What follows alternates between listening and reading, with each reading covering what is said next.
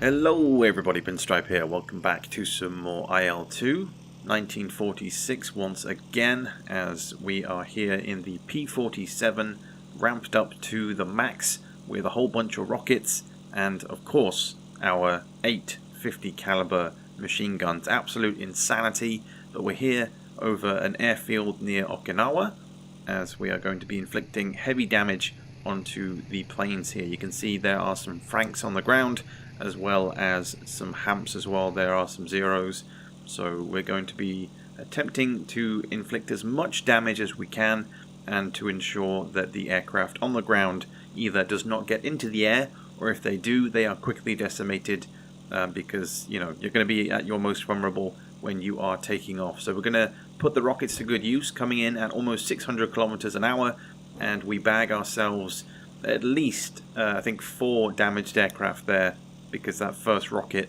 it didn't say that I destroyed the plane, but as you'll see on the replay, we do connect with the plane at the back there, so his wings are blown off and the rest are just complete history. But the Franks are out of the picture, which is good for us, because it leaves the weaker Zeros, and those guys are going to be attempting to take off. My next point of interest is of course going to be the AA fire, not of course before getting a few shots off onto the unsuspecting Japanese pilots as this guy's taken off. So just shooting a few rounds. I think I get a few hits on him as well, but also then taking out the AA with some precise shooting, and again continuing to damage the planes on the ground with those 50 cal and destroying yet another plane on the ground too. So that also creates kind of a blockade.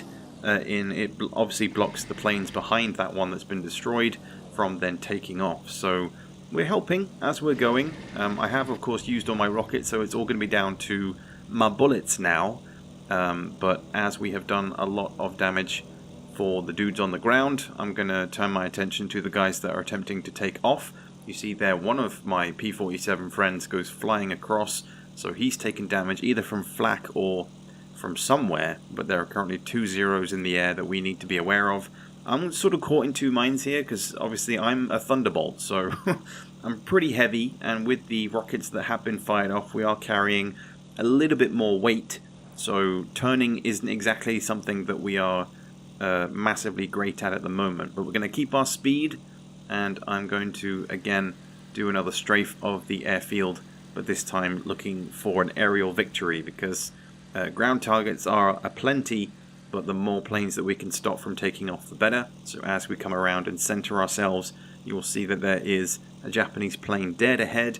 He is low, he is slow, he is attempting to take off, and it is going to be his downfall, because he is such an easy target in this situation. All I have to do is keep straight, and we cut off his wing as he flies over the top of me. So pieces everywhere, as you'll see in the replay in just a second.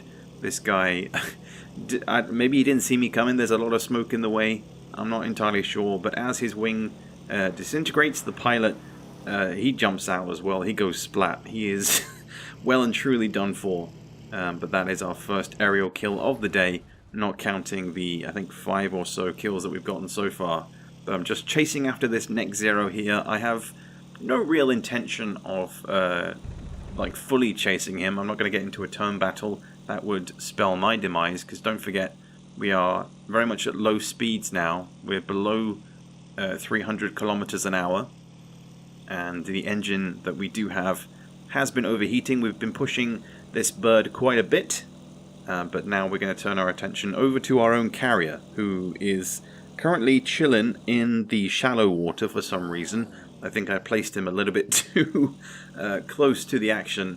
But he is providing some support fire, as there are some Zeros over here as well, which surprises me actually, because as I approach this area, there is one Zero who turns his attention onto me, even though he's got a full like aircraft carrier shooting at him with all of his flak coming in his way. He just has like nuts of steel, as you'll see here with the better view.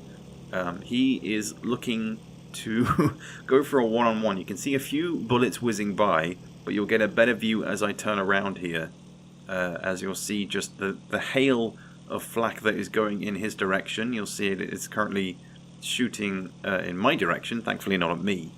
But as I eventually clock on that he is challenging me by coming straight at me, and I point my aircraft towards him, you'll see that massive host of bullets that are flying his way, and he's just nonchalant, like, nah, it's fine, buddy. I'm going to come straight at you instead, but it's going to spell his demise as well, because his plane just crumples into a million pieces. I mean, the flak doesn't hit him, surprisingly. He almost hits me. His bullets go just above my canopy. But yeah, as you'll see from the replay again, his plane just disintegrates into pieces. The pilot tries to make it out, but to no luck. I mean, look at that. It falls apart like it's made of paper, crashes into the drink, and we get our second aerial victory. But at this point, we have utilized enough of our ammunition, and it's kind of a sad sight if you're on the the side of the Japanese, because there is a single zero remaining, and this kind of reminds me of that scene in the Pacific where there's that one Japanese soldier left, and he just realizes the state that he's in, being the only sole survivor. I mean, he asks for the American soldiers to just kill him, to put him out of his misery, but this guy is going to linger for some time, as everyone is going to attempt to chase and take him down. You just see the sea of red over there. There's no help coming for him. Everybody on the ground is pretty much done for. He's spinning out at the moment, but he does just manage to rescue himself, pulling his nose up desperately, just missing the ground, only just. That was very, very close, but it's not going to last for too long, because everybody wants to get this final kill. Everybody wants to go home and be done with this attack, so it's not going to take too long, as he is disintegrated along with everybody else. So it is one of the other, it's either a Wildcat or another Thunderbolt that gets the kill in the end, but that is mission accomplished. Unlike my frames, who for some reason just decided to give up on life for a brief moment there. But either way, that is pretty much going to wrap it up for this video. We're going to head home. Unfortunately, those low frames were due to my game about to crash, so we missed the landing sequence, which I had to re-record, which is why I'm then missing the rockets. But I'll leave you with the rest of the gameplay. We do go a little bit crunch onto the landing gear when we come down into land, but thankfully we make it back safely, and that is pretty much, like I say, going to wrap things up. But I hope you guys enjoyed. There is plenty more IL-2 content to come in future, loads more ideas planned, and I hope you can stay tuned and let me know your thoughts on everything in the comments below. But in the meantime, I will catch you guys later for plenty more IL-2.